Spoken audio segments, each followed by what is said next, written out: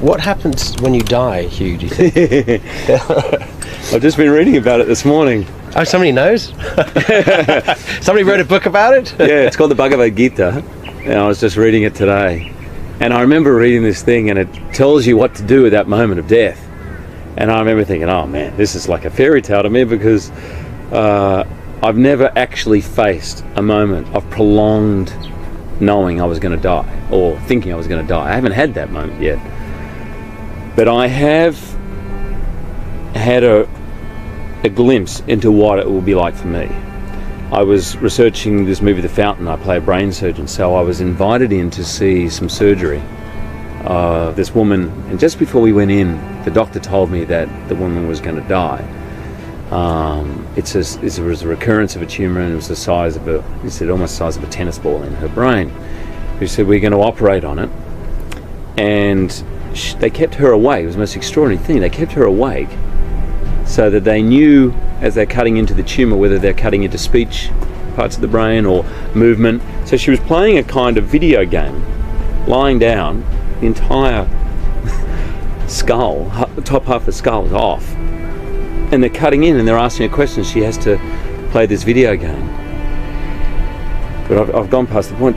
As she was wheeled in, I just had the information that she was going to die. And she had blonde hair. My wife has blonde hair. And for about a second, I almost was sick from the fear of thinking, what if that was her? And then I won't lie to you, then almost straight after that came the idea, what if it was me? And I was terrified, absolutely terrified. Because bottom line is, for all the work you might do in your life to prepare for that moment, I realised I was miles off it, miles off being ready.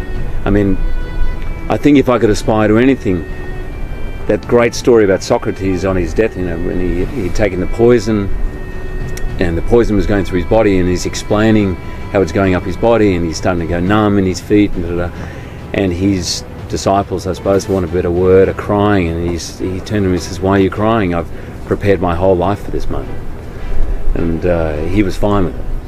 He was absolutely fine. And in fact, quite calmly explaining what was going on in his body, because he wasn't attached to his life in the same way he wasn't attached to death.